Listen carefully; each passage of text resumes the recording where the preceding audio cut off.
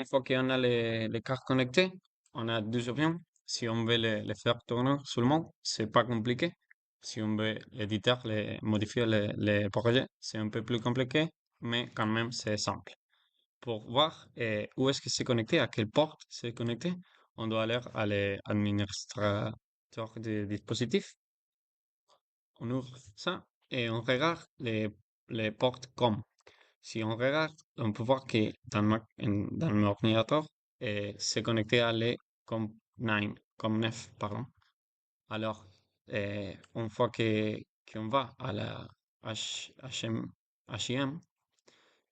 on peut aller à les codes et on peut le faire de plusieurs manières.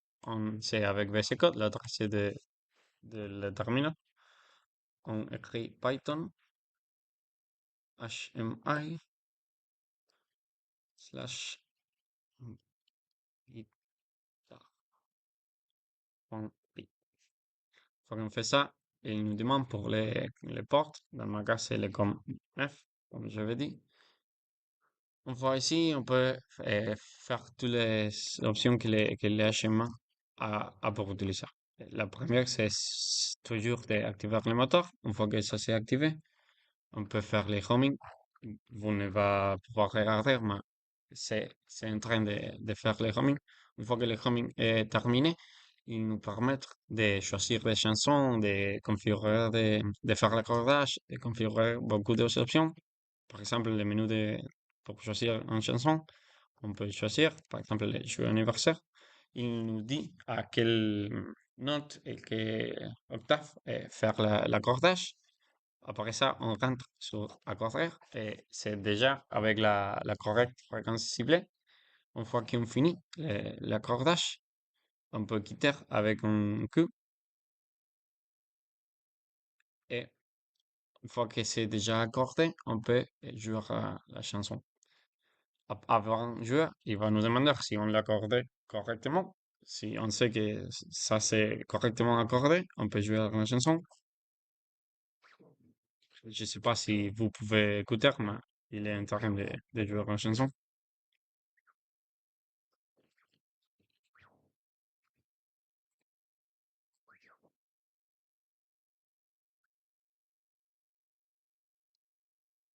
Alors, une fois que la chanson est terminée, il nous notifie par une réponse de la carte à l'ordinateur. Les autres options sont de réinitialiser les microcontrôleurs et de quitter les HMA, HMU.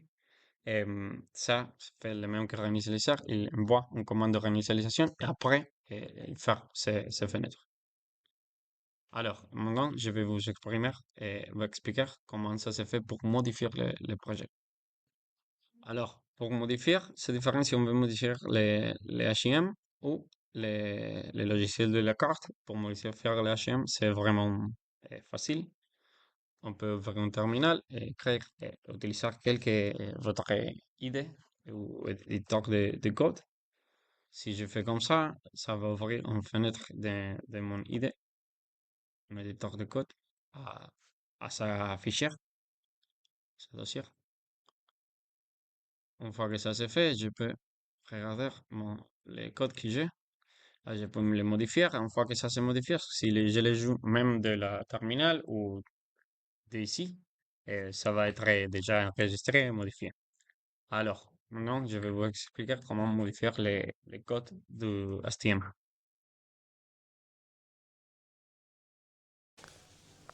Pour commencer à utiliser notre système, on devrait connecter les portes USB. Après, on connecte le source d'alimentation. Et après, on s'est préparé pour commencer à travailler avec le système. On peut activer le moteur et faire un roaming.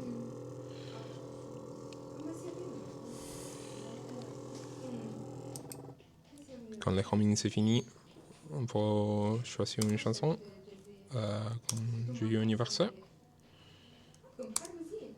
Et on va jouer sa chanson.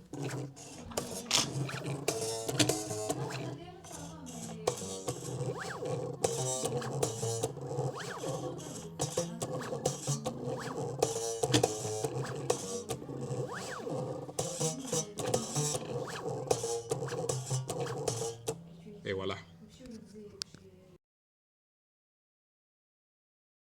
Pour modifier le logiciel en C, c'est un peu plus compliqué parce qu'il faut avoir installé le logiciel HTML32 QVID. Pour ça, il y a beaucoup de ressources, de vidéos sur Internet à propos de comment faire pour installer.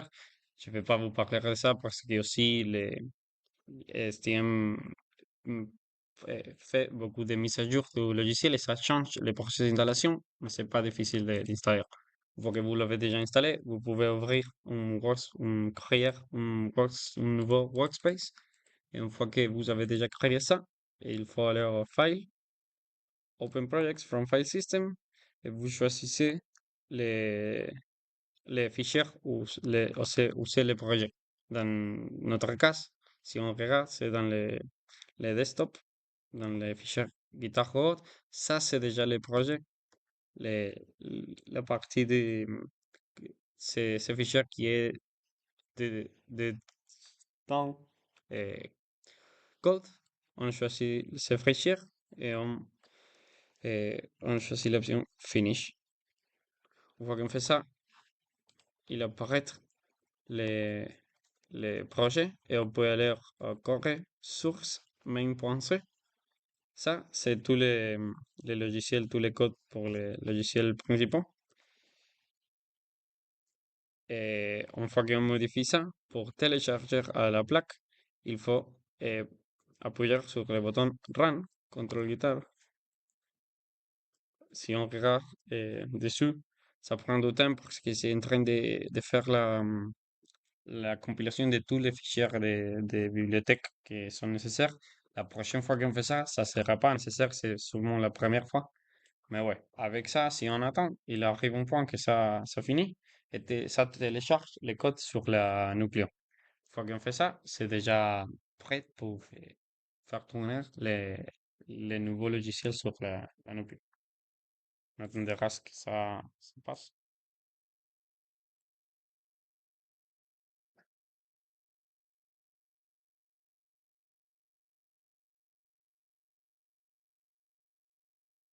Alors, comme ça, il dit que la compilation a été finie, sans des erreurs. Il peut y avoir des advertences, mais ce sont pas.